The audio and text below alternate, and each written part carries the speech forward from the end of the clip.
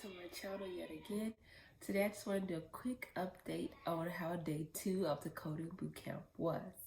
So I have written down some notes which I plan on doing every single day, kind of like a brain dump of everything that I've learned, everything that I'm struggling with, just overall what happened that day, just so I can kind of be able to look back and say, okay, I've come pretty far, or oh my God, I'm struggling. But before a few weeks ago, I didn't know this. At least I know something.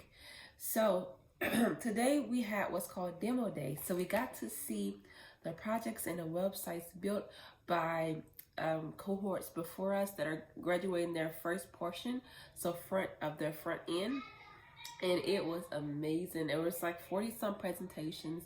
It took about 5 hours, but I tell you, like, you can really tell which ones worked really hard on theirs, which ones kind of like, whatever. And you can really tell those who really thought through the process and really planned. And there were so many good apps that it was just amazing to even watch. And the things that popped up during the demo day from our notes is their biggest suggestion was to study ahead when it comes to React, to really get good at wireframe products like Figma and Adobe XD, and watch the video too before, to jot down any ideas and test your APIs every time you change something. I did not know what MVP was, but they said MVP quite a lot. And then they also told a quick gem about a free vector website called VecTeasy. And they said to stay simple, keep your build out simple, plan, and break down small, complex issues into smaller ones. And then they said something about CRUD. I don't really know what that is quite yet, but I plan on learning about it. And then they said build it one feature at a time. And then the questions to ask yourself when planning is, who is the app for? What module am I working on currently? Plan ahead, plan more and more, and then come up with a time box. And then also to look into React Bootstrap. And then some about join tables.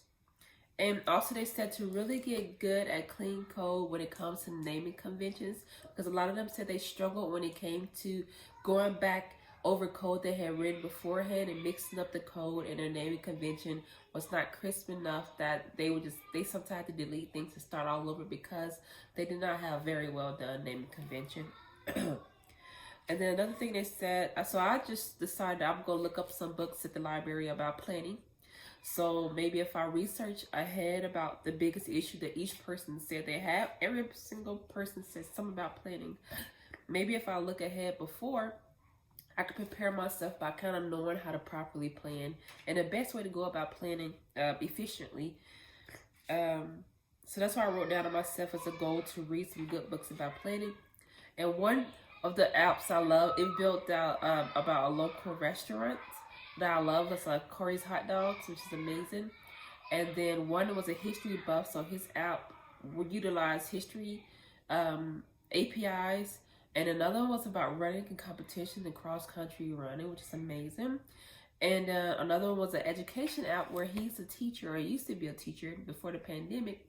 And so he decided to build out an app that would help parents when it comes to time to get school supplies, but also help teachers when it was time to create the school supply list. Also, another thing I grabbed was to write out your folder and file names before, kind of plan them and what you're going to put into them. And so names before, so starting at the starting point, map those out and what each one will be used. And then another one said to use your library to style as CSS libraries, and then start with Bootstrap. And then also the big question is, what problem are you solving? And so I took some notes about, they said another thing that kept coming up over and over again was they kept saying take breaks. When you're frustrated, do not continue to code. When you're about to pull your hair out, do not continue to code. Stop what you're doing, go help someone else, or take a break and walk, and you'll most likely solve it while you're at a break, or when you're not even thinking about it, just relax.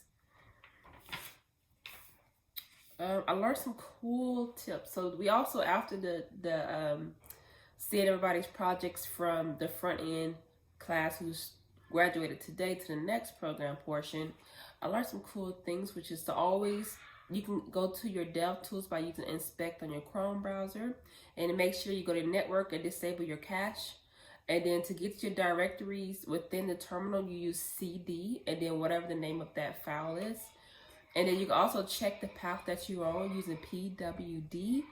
And then also a cool Visual Studio trick was you can do exclamation mark and then hit the tab, and it fills out all of the HTML, like the basic template part of it, which is like your header, your footer, your body tag, and your reference link reference tag to like your doc type. And I thought that was pretty cool. Another one was how when you're running a server from your terminal, when you type in serve, if you connect your Visual Studios with your terminal, but also if you are trying to use your local host, a good tip was whenever you're done with the server to close it out using Control C. And then also you can install a tree on your Mac and within the terminal so that you can always see the layout of files and folders and directories within your terminal. And I thought that was pretty awesome. And you use that by doing on a Mac, you use brew, install, and then tree. And then if you're on a Windows or anything like that, you use apt and then install tree. And then last is another cool trick for the Visual Studio Code is you can type the word link and then tab, and it fills out quickly the information you need in order to reference a style sheet of some sort. And then, excuse me, my kids are excited. It's family time, so they're finishing up eating so we can have game night. So they're pretty excited. Also, you can quickly save in your Visual Studio by using Command and S. And you can quickly refresh your web page when you have your local host open or your server open by using Command R.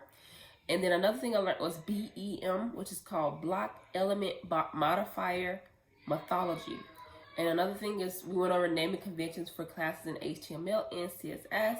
And then last but not least, my favorite thing we did today was playing a game called FlexBoxFroggy.com. And it teaches you about the Flexbox, which is kind of complicated.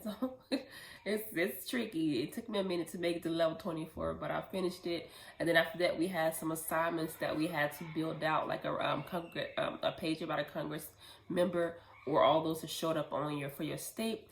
And then we also had to build out a few other things on the side that came with it as well, like some challenges within our GitHub repository for our the Coding Bootcamp.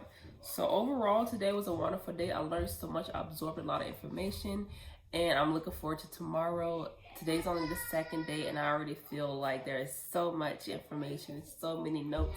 And I'm hoping if I can keep writing everything down in my journal that I can kind of reference it back. So I'm probably gonna need a few of these, but I'll be back tomorrow to share how tomorrow goes, and I hope you have a good day, and thank you for watching. And if I have any more tips or I learn anything along the way that will be beneficial to help you or anything like that, I'll let you know. And have a good day, and thank you for watching. And remember to follow me on my podcast called The Smiling Minimalist, but also check out my website, www.thesmilingminimalist.com. And I hope you find a piece of happiness that you're looking for, and take chances, and you got this. Have a good day. Bye. Okay, here is the website that we use as a reference. You reference your local state website, and here it is. This is the one I created, and based off of the website that we referenced, here's the GitHub pull request I was trying to install, but I chose not to because of reviews. And here's the website that I used to reference to get the information off about my local senators and representatives. Okay, here is the page that I created today using HTML and CSS. As you can see, I just used an article tag, div tag, p tag, section tag, and just a basic head tag. And then here you can view the CSS, the period before the words that you call the class, which I used here to call the class within my HTML. Thank you for watching.